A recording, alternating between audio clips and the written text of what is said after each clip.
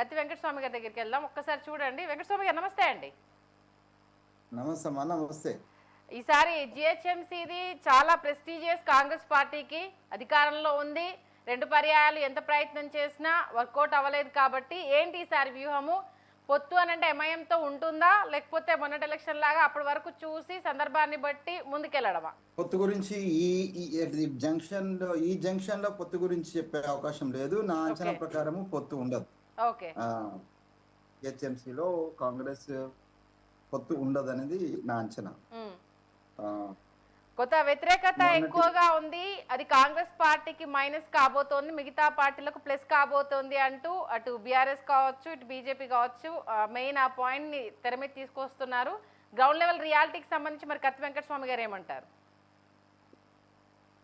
Ground reality వేరుగా ఉంది.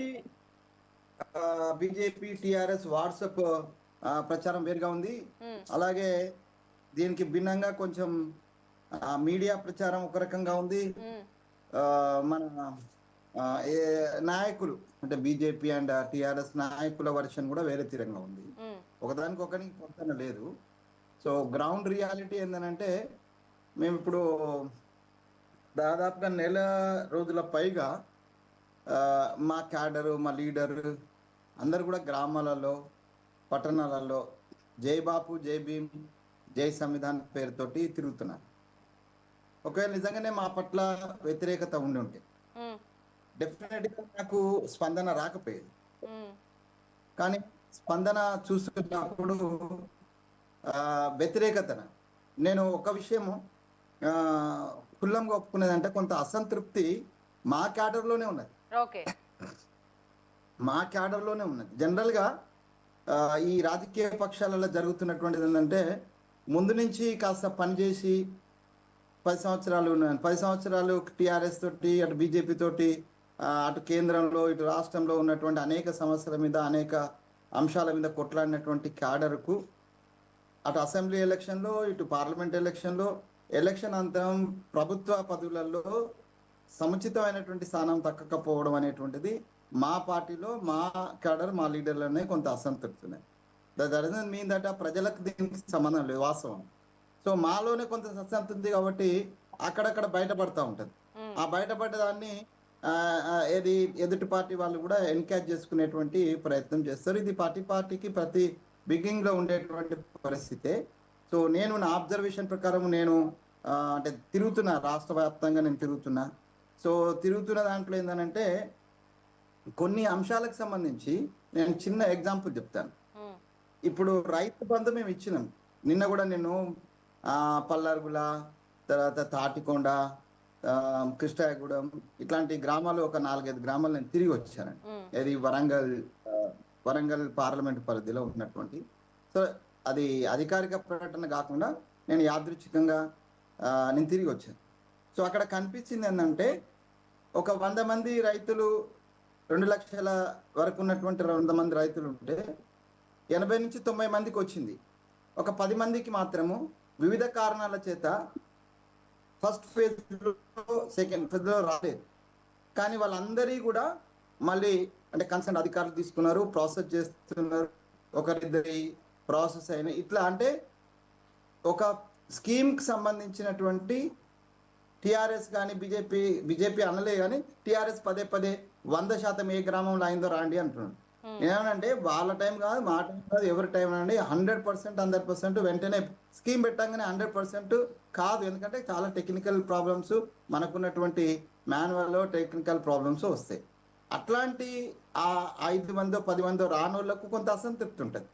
So ఇది ఉంది తప్ప మిగతా 95 మంది యొక్క వాయిస్ ఎవరు తీసుకోవటాలా. కానీ 5-4 డెఫినెట్ గా ఎవరైతే రాలేదో వాళ్ళ అసంతృప్తిని వ్యక్తం చేస్తారు, బయటికి వెళ్ళగక్కుతారు. సంబంధించి రైతు బంధు, రైతు భరోసా ఇక్కడ హైదరాబాద్ లో ఉండే వాళ్ళకైతే మాక్సిమం వర్తించదు కదా. ఓకే, రైతు బంధు అంటే నేను ఎగ్జాంపుల్ చెప్పిన ఈ హైదరాబాద్ కే వద్దాం. ఒకవేళ హైదరాబాద్ జిహెచ్ఎంసీ కి వచ్చేది ఉంటే మేము 200 యూనిట్స్ సంబంధించినటువంటి ఫ్రీ బిల్స్ ఏదైతే ఉన్నదో, ఫ్రీ కరెంట్ ఏదైతే ఉందో అది హైదరాబాద్ లో కూడా ఇస్తున్నాం, అన్ని ప్రాంతాల్లో ఇస్తున్నాం. ఈ ఫ్రీ కరెంట్ తో పాటుగా గతంలో ఎట్లా అయితే ఇప్పుడు ఇందాక దత్తాత్రేయ గారు చెప్పినట్టుగా కరెంట్ విషయంలో డెఫినెట్గా హైదరాబాద్ నగరంలో during the period of the TRS current విషయంలో చాలా సమస్యలు పరిష్కారం అయినాయి. కంటిన్యూస్ కరెంట్ ఇచ్చినటువంటి సమయం ఉంది. సో అది మేము కంటిన్యూ చేస్తున్నాం, ఎక్కడ కూడా అబ్స్ట్రక్షన్ కాలేదు. చిన్న చిన్న అబ్స్ట్రక్షన్ చెప్తారు కదా, రెప్పపాటు కరెంటు పోతే మీరు మమ్మల్ని తప్పు పట్టవద్దు అని కేసీఆర్ గారే అన్నారు. ఆ రెప్పపాటుకు సంబంధించింది జరగవచ్చు, కానీ ఇవాళ కూడా హైదరాబాద్ లో అన్ని ప్రాంతాలలో పెద్దగా కరెంట్కి సంబంధించినటువంటి ఇబ్బందులు లేవు. అంటే వీఆర్ కంటిన్యూయింగ్, అంటే ఏదో ఒక స్కీమ్ ఏదైతే వచ్చిందో ఇంతకు ముందు ఉన్నటువంటి సిస్టమ్ ఏదైతుందో వాటర్కి సంబంధించి వీఆర్ కంటిన్యూయింగ్. ఎక్కడెక్కడైతే ఈ మిషన్ భాగీరథకి సంబంధించినటువంటి కొన్ని పైప్ లైన్లు భాగమో ఇబ్బందులు తప్పితే రిమైనింగ్ అంతా కూడా వాటర్ ఇది కృష్ణా బేసిన్ లో, కృష్ణాది నాగార్జున సంబంధించి కృష్ణా బేసిన్ లో కొద్దిగా స్టోరేజ్ తక్కువైపోయింది, డెడ్ స్టోరేజ్కి వెళ్ళింది. కాబట్టి కృష్ణా వాటర్ నుంచి వచ్చేటువంటి వాటర్ కొంత తగ్గడము, ఈ చిన్న చిన్న అంశాలు తప్పితే రిమైనింగ్ ఏదైతే గతంలో హైదరాబాద్ లో ఏ విధంగా ఉందో మేము వచ్చిన తర్వాత కూడా అదే ఉంది. సరే, ఇక హైడ్రాకి సంబంధించి ఒక అవాకులు చెవాకులు అయితే నడుస్తున్నాయి. తర్వాత ఏది మన మూసీకి సంబంధించినవి, ఈ మూసీకి సంబంధించినటువంటి దాంట్లో అయితే గమ్మత్ ఏంటంటే కేసీఆర్ గారు స్వయంగా ఈ ప్రెస్ మీట్ పెట్టి ఎన్ని అక్రమ కట్టడాలు ఉన్నాయి హైదరాబాద్ చుట్టుపక్కల అనేది ఆయన చెప్పినాడు. అవన్నిటిని తొలగిస్తే తప్ప ఈ ఈ ఈ నగరానికి మోక్షం ఉండదు అనేటువంటి మాట కూడా వాళ్ళు చెప్పినారు. దీంతో బీజేపీ కూడా ఏమంటుందంటే మూసీ ప్రక్షాళన కావాల్సిందే, నర్మదా ప్రక్షాళన పేరుతోటి మోడీ ఏం నాట్యం చేసినా కూడా అది తాండవ నాట్యం అవుతుంది, ఇక్కడ మేము ఏం పని చేసినా కూడా అది తప్పవుతుంది అనేటువంటి ఒక ధోరణిలో భారతీయ జనతా పార్టీ. మరి కిషన్ రెడ్డి గారు ఎప్పుడైనా మూసీ నది ప్రాంతంలో ఆయన అంబర్పేట ఎమ్మెల్యేగా ఉన్నాడు 15 ఏళ్ళు. 15 ఏళ్లలో ఎన్నడన్నా మూసీ నది ఆయన చాలా ఏరియా వస్తుంది. ఈ మూసీ ప్రాంతంలో ఉన్నటువంటి చాలా గందగి ఉన్నటువంటి ఏరియా, చాలా ఏరియా కిషన్ రెడ్డి గారి అది పరిధిలో వస్తుంది. మరి ఏనాడు వాళ్ళ సంక్షేమం కానీ పోయినాయనే పోయి ఒక రోజు అయితే ఆడ పడుకున్నట్టుగా గుర్తుంది. ఆ మధ్య మేము పడుకుంటున్నామని.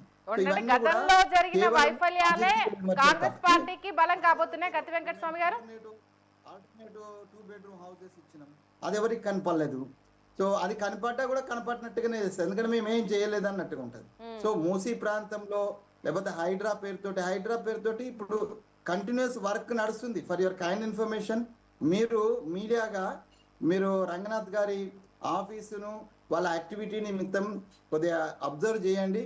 ఎక్కడెక్కడి నుంచి అయితే ప్రజల నుంచి పార్కులు ఆక్యుపై చేసినాయో లేకపోతే ప్రభుత్వ స్థలాలు ఆక్యుపై చేసినాయో అనేక ఇది పెద్ద పెద్ద ఇది మన సంస్థలు ఏవైతే రియల్ ఎస్టేట్ సంస్థలు ఆక్యుపై చేసిన అటువంటి ఆఫీసెస్ను కూడా కూలగొడుతున్నారు. అది రెగ్యులర్ నడుస్తున్నది. సో హైడ్రా ఫెయిల్యూర్ ఏం కాదు. కాకపోతే ఏంటంటే ఈ తాత్కాలికంగా ఏదైతే ప్రజలు రెచ్చగొట్టేటువంటి అవకాశం ఏదైతుందో అది లేకుండా మేము స్ట్రాటజిక్గా మా ముఖ్యమంత్రి గారు కావచ్చు, మా మంత్రివర్గం తీసుకున్న నిర్ణయాల కారణంగా బీజేపీ వాళ్ళకి అలా రోడ్ల మీద పోయి పడుకోవడానికి లేకపోతే టిఆర్ఎస్ వాళ్ళు పోయి మూసీలో మునిగిపోవడానికి అవకాశం లేకుండా ఉంది. ఒకటే